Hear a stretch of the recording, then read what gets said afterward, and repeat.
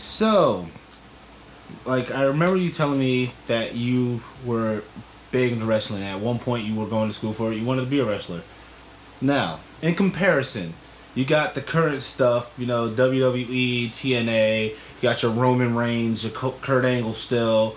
People like that still trying to, the up and comers and the old school still in the system. But in comparison, how do you feel about current wrestling compared to the stuff from back in the day? I tend to reminisce about the stuff back in the day. Some of it was good, some of it was bad.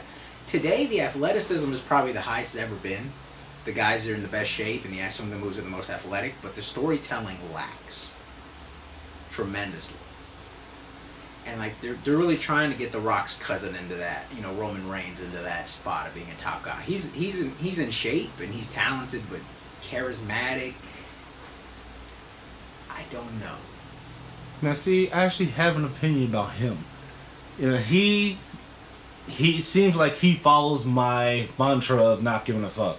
If you look at him in his interviews and you look at him during some of the storylines, you can see it in his face. He doesn't care about these storylines. He just wants to fight.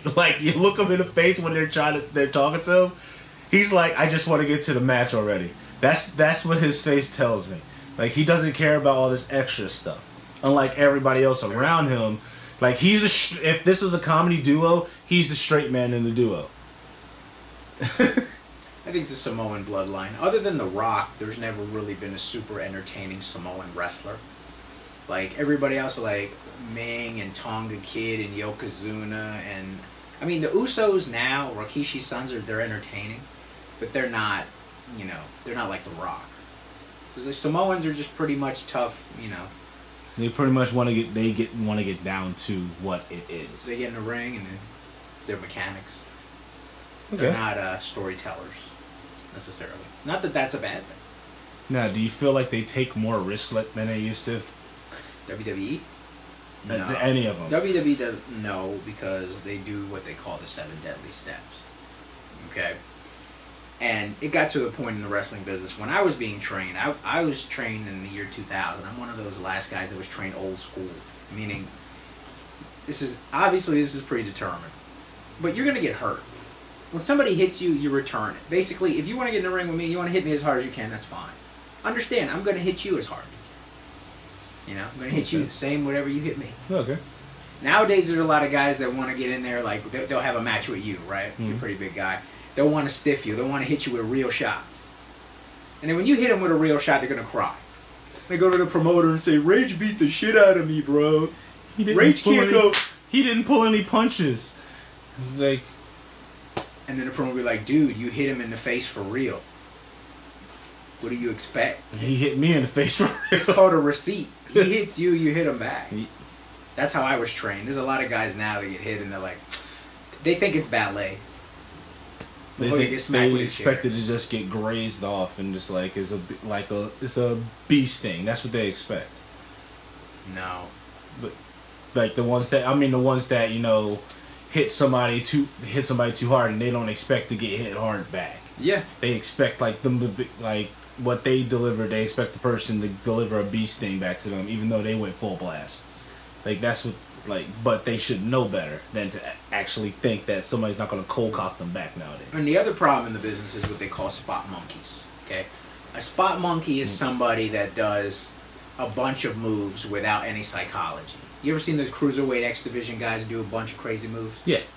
The match doesn't really have a story. Somebody just finishes somebody with an amazing move. A bunch of guys jump around for half an hour. Yeah. That's what they call a spot monkey. You don't really have any story. There's a good guy and a bad guy, but they're just doing a bunch of moves. Okay. And it's okay, cool athletic moves, but who's the good guy, who's the bad guy, and is there a payoff in here somewhere? So basically, you feel like everybody's just falling in love more with an actual story than the actual skill that usually goes with it. I think there has to be an emphasis more on the skill. Obviously, storytelling because it's entertainment. But some of the best angles were when you have the athletic guys go out there and tell an entertaining story in the ring. They know how to. Some of the guys today just the problem is wrestling. I know people aren't going to believe this. Wrestling is more scripted today than it was 20 years ago. 20 years ago, there were not script writers. There were bullet points that promoters would give the talent. Say, you need to say this and say it like that. Now there's actual, in the last 20 years, there's writers.